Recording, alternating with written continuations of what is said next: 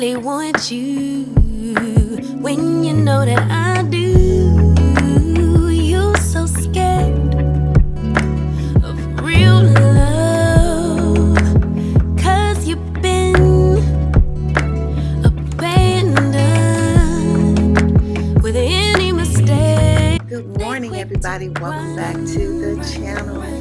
I am back, guys. I'm back from my amazing vacation, and I have just been struggling to get back going. When you take a nice vacation and you have this opportunity to just do nothing for 5 or more days, it's kind of hard getting that rhythm back. But I'm back today, this Saturday morning. Just got up. Y'all know what I do on Saturdays. Got my coffee, and I decided to come on and share several things. So today's topic, I really want to address the subject of minimalism not being one size fits all. So we're going to be talking about the truth about minimalism. So I think there are misconceptions about what that really looks like on a grander scale, like it has to look the same across the board. But the truth in that is that it's not one size fits all. So I'm going to address that because I've gotten many questions, many comments, oh my God, emails, and I've been attacked. And I just want to talk about a few things in regards to that. So if you think you're interested in listening once again to a subject that is growing in population, and I said growing in population, growing in popularity, keep watching. Well, welcome back to Living Life by Design. I hope that if this is your first time stumbling through this channel, that you will find it inspiring, educational, motivational, or even entertaining. And I thank you for coming through. If you like this type of content, please don't forget to subscribe before you leave. Matter of fact, stop and do that now just by pushing that button, subscribing. It's free, it doesn't cost anything. And turn on the notifications so that you will be informed when I upload. I typically upload once a week, but I took a vacation, so my schedule has been off a little bit, trying to get motivated to get back into my rhythm. So please turn on your notifications so you will be informed whenever I put a video up. And if you are returning, you know I really appreciate you, and thank you so much. So this channel has been through many transformations. If you followed me for a number of years, I'll say even if you followed me for the last year or two, you know that this channel has been through a lot of changes. You do know that it is a motivational channel. I do motivational videos for women.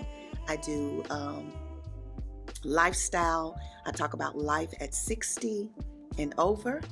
And also I share my travel content with you, because as a 60-plus-year-old woman, that is something that I'm desiring to do more of. And especially when I retire, I plan to do extended travel. And so I wanted to incorporate that into the channel.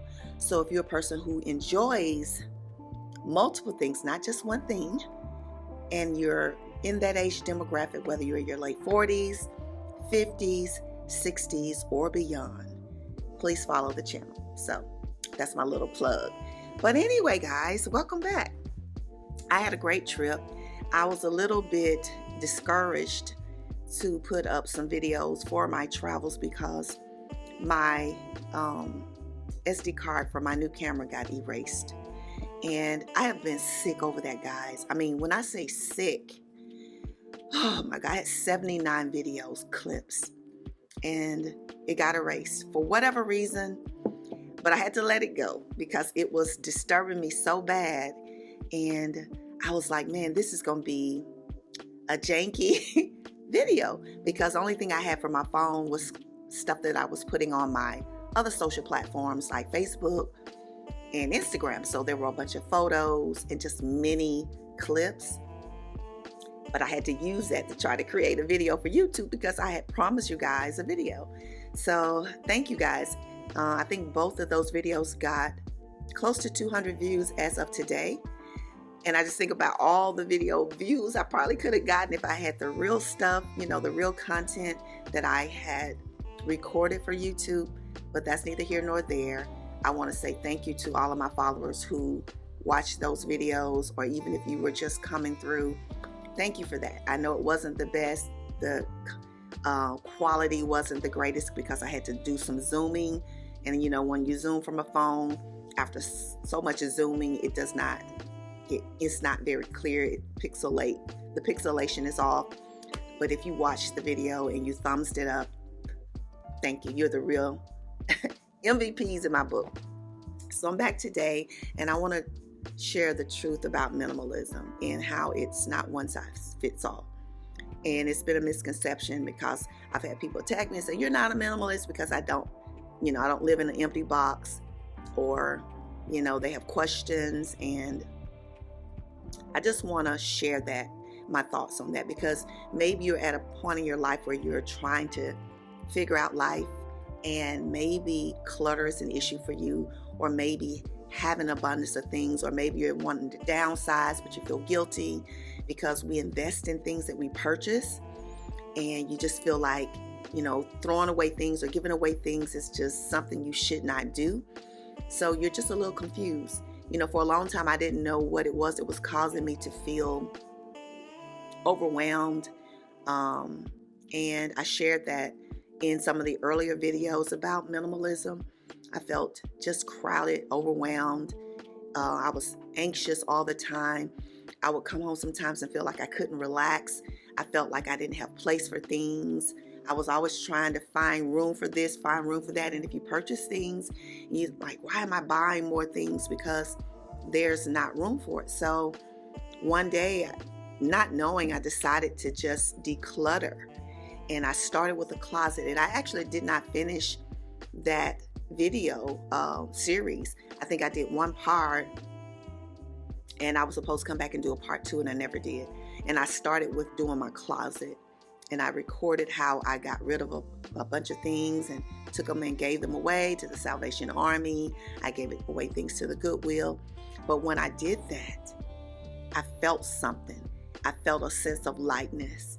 And so that spiraled into me deciding to downsize, because my life was headed in a different direction. And I felt that I just didn't need all the things that I had accumulated over years and years and years. And at one point in my life, I was a homeowner. But when I divorced, I actually left my husband with the majority of the furniture because I was moving to a smaller place. I had multiple living room sets. I had 3, matter of fact. And I gave one to my son, and I had one in a big family room, and then I had one in the living room. And I just decided that I wanted to start fresh. So I left him with most of that stuff. I think I took a dinette and some odds and end pieces, things of that nature. But for the most part, I got a new bedroom. My living room was different. And I don't know. I just got to a point in my life where I felt like, just dragging things here or there, stuff that sometimes you don't use. Have you ever known a person that had a room and you could never go in there? It was more like for display. People look at it, but you couldn't sit in there. I know we had a room like that when I was growing up. Mom didn't want us sitting in her living room. We had to sit in the den. The living room was for company or for show. So you couldn't use it. And I just feel like a home should be one that you can use and enjoy. My thoughts once again, but that's just the way I feel. And so therefore, as I have gotten older, I just feel the need to have things that are useful, practical, and they don't have to be expensive. I have grandchildren. They're often here climbing on things, and I think I need things that are durable, sturdy, and have multiple purposes. And so that is how, basically, and just summing it up, how I got started with this. But the truth about minimalism is that it's not one size fits all. So even if you have a lot of things, minimalism could be about organizing those things and having things that are more practical, or having the ability to know how to store things. And I always share with my followers that the rule of thumb is when you're deciding to minimalize your life or become a minimalist, a rule of thumb is you look at the things that you have, and sometimes this may take weeks or months to do. Go through your things, whether you do it by room or by categories, whether it's clothing, shoes, furniture, whatnots, electronics. You go through those things. And a rule of thumb is if you have not seen that thing, used that thing, touched that thing in over a year, ask yourself, why do you have it? And then you go from there.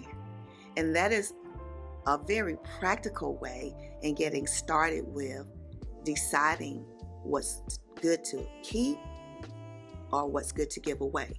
Now, we do know that a lot of things that we own can be passed down, so therefore they could be sentimental. I have things that my father owned, and you guys know my father passed a little over 2 years. It's actually going on 3 years now. April will be 3 years.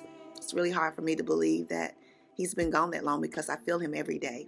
And I feel like it was just yesterday that I was speaking over his casket and at his funeral. And not to go there and not to get emotional, because I will.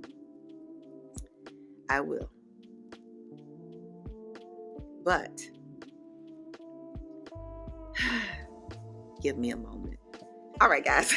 But as I was stating, so things can be sentimental, and therefore you want to keep those. So those are not things that you're going to be using on a regular.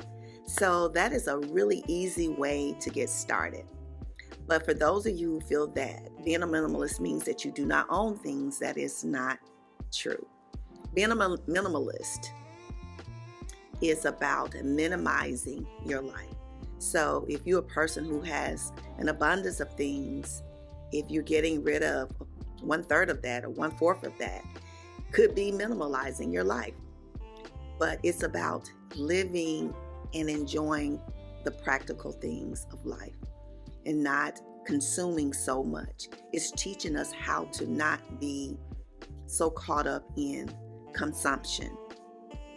And when you learn that lesson, you learn really about the true meaning of living. Because I don't care if anybody agrees with this or not, but that's not what life is about. It's not just about, how much can I get? How rich can I be? How much can I own? And it's about creating this beautiful life. And that's what living life by design is about. It's about designing your life and creating a life of love. And hopefully, if you're following this journey of mine, you're learning a little bit about that if that's something that you're hoping to do. So I thought I'd get on here and share that today. And I'm just happy to be back with you all, doing my normal Saturday routine by drinking some coffee. I have an event that I have to attend this evening. It's a black tie affair. So check out the community page. At some point, I'm going to show you a fabulous picture that I take, because I plan on taking a wonderful photo today and share with you how I am just enjoying life. To me, life now is just about being present in the day. Costa Rica did teach me that, about being present in the moment and basking in the things that God has already given us for life. And hope that you enjoyed that little video. Well, it was 2, but I hope you enjoyed it as much as you could. So thank you all for watching today. I appreciate you so much. I'm back, guys. Look out for upcoming videos. As I stated, that this channel is about motivating women to live their life and to do it, the best you can by creating it. It's about having the best life at whatever age you might be. And I invite you all to be a part of this journey. Thank you for watching today, and I will see you in the next video.